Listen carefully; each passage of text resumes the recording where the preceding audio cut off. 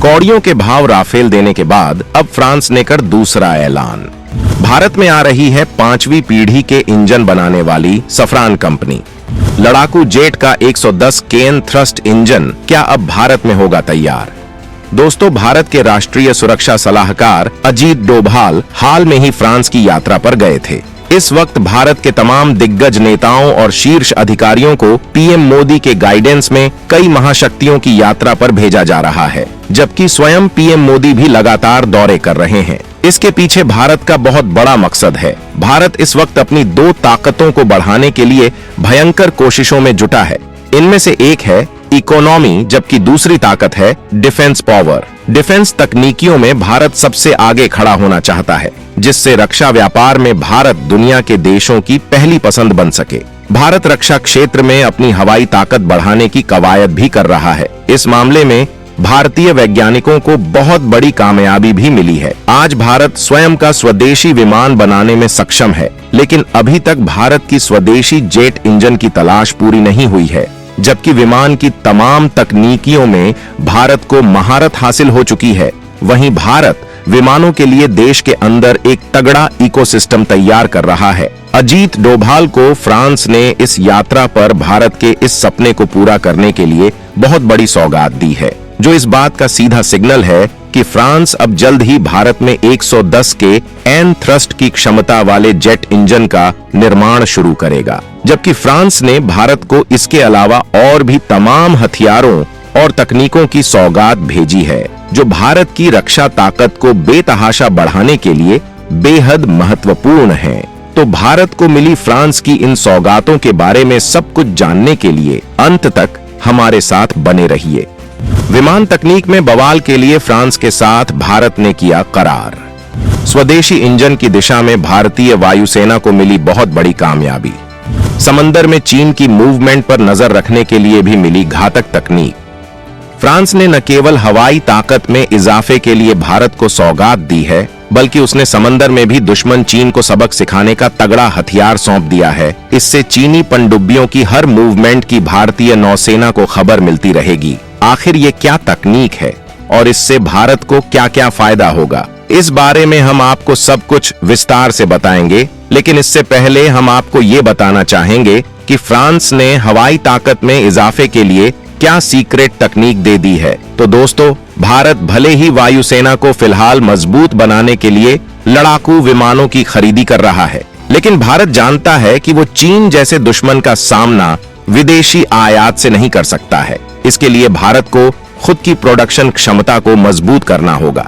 इसी रणनीति पर काम करते हुए भारत विमान निर्माण में काफी आगे जा चुका है। फिर भी उसे अभी भी एक ताकतवर स्वदेशी इंजन की दरकार है। भारत ने इसके लिए भी खुद कोशिश की थी, लेकिन परमाणु परीक्षणों की वजह से भारत पर लगे बैन के कारण कोई भी देश इसमें तकनीकी मदद देने को तैयार नहीं था, जिसकी वजह से भारत का कावेरी इंजन तो बना है, लेकिन अभी तक ये लड़ाकू विमानों को उड़ाने में कामयाब नहीं हो सका है। इसका इस्तेमाल अनमैन्ड व्हीकल और ड्रोन्स में किया जा रहा है, लेकिन भारत अभी भी स्वदेशी इंजन की जद्दोजहद कर रहा है और कावेरी 2 प्रोजेक्ट के तहत उस इंजन की क्षमताओं को बढ़ाने में लगा है। GTRE ने इसे लेकर अब दावा किया है कि इसमें कुछ बदलाव करके इसे जेट इंजनों को उड़ाने लायक बनाया जा सकेगा, जिसे आसानी से भारत के तेजस विमानों में इस्तेमाल किया जा सकेगा। लेकिन इस इंजन के पूरी तरह से कामयाब होने तक भारत इंतजार नहीं कर सकता है। इस वजह से वो इस प्रोजेक्ट के लिए विदेशी पार्टनर के साथ मिलकर भी अत्याधुनिक इंजनों की दरकार पूरी करने में लगा है। इसके लिए पहले ही अमेरिका से करार किया गया है, जबकि अब फ्रांस ने इसके लिए बहुत बड़ा तोहफा दे दिया है। भारत अपने तेजस मार्क 1 अल्फा के लिए अमेरिका से F404 इंजन और तेजस मार्क 2 के लिए F414 इंजन हासिल कर रहा है, जिनमें से F404 इंजन अमेरिका ये मंगाए जा रहे हैं, जबकि F414 इंजन अमेरिकी कंपनी जनरल इलेक्ट्रिक भारत की HAL के साथ मिलकर बनाएगी। इसकी यूनिट के लिए बेंगलुरु में जमीन भी फिक्स कर दी गई है, जबकि फ्रांस ने भारत को एमका विमानों के लिए बेहद ताकतवर इंजन देने का सीक्रेट फैसला किया है, जो 110 के एन थ्रस्ट जनरेट कर सकता है। जबकि फ्रांस ने भारत को समुद्री ड्रोन के लिए दुनिया की सबसे घातक तकनीक भी देने का फैसला किया है। इंजन की यूनिट से पहले सप्लाई चेन और जरूरी इकोसिस्टम तैयार करेगा सफरान। फ्रांस की घातक अंडरवाटर ड्रोन तकनीक समंदर में चीन के इरादों को करेगा तबाह। विमानों के इंजन बनाने के लिए तमाम सप्लाई चेन और इलेक्ट्रिकल पुर्जों की जरूरत होती है।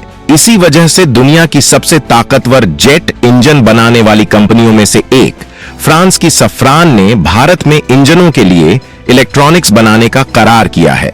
सफरान ने इससे पहले कभी भी किसी देश के साथ ऐसा सौदा नहीं किया है।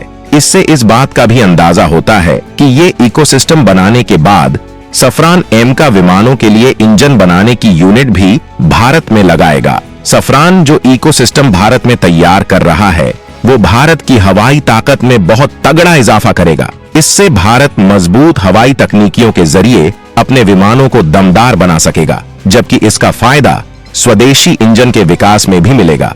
जी के F414 और सफरान के ताकतवर इंजनों के साथ भारत लड़ाकू विमानों के मामले में बेहद आगे निकल जाएगा, जिससे भारत हर साल सैकड़ों विमान बनाने का लक्ष्य हासिल कर सकेगा, जिसके बाद भारत दुनिया की टॉप हवाई क्षमताओं में से एक बन जाएगा। फ्रांस ने भारत को इसके अलावा अंडर वाटर ड्रोन तकनीक और हवाई ड्रोन तकनीक भी देने का फैसला किया है। चीन बेतहासा सबमरीन क्षमता को विकसित कर रहा है, जिससे वो जंग के वक्त समंदर में घेराबंदी करके नुकसान कर सके। ऐसे में समंदर की निगरानी भारत के लिए बेहद जरूरी हो जाती है। इसी वजह से भारत ने फ्रांस के साथ इस तकनीक का करार किया है, जबकि भारत खुद भी स्वदेशी ड्रोन तैयार कर रहा है। फ्रांस इस तकनीक के मामले में काफी आगे है।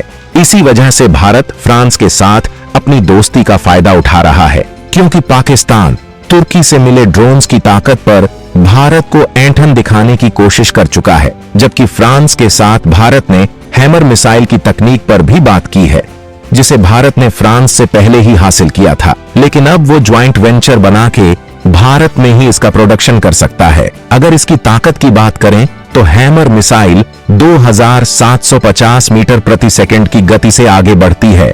इसके अलग अलग वेरिएंट है जो 125 किलो, 50 किलो, 500 किलो और 1000 किलोग्राम के साइज के हैं। राफेल में 1000 किलोग्राम की सबसे बड़ी हैमर मिसाइल लगाई गई है। ये अपने टारगेट को खोजकर उसे पूरी तरह से खत्म कर देती है। भारत इसे तेजस विमानों में भी इनबिल्ट करना चाहता है। तो दोस्तों, फ्रांस से भारत को मिली इन सौगातों पर आपका क्या कहना है? कमेंट में जरूर बताएं।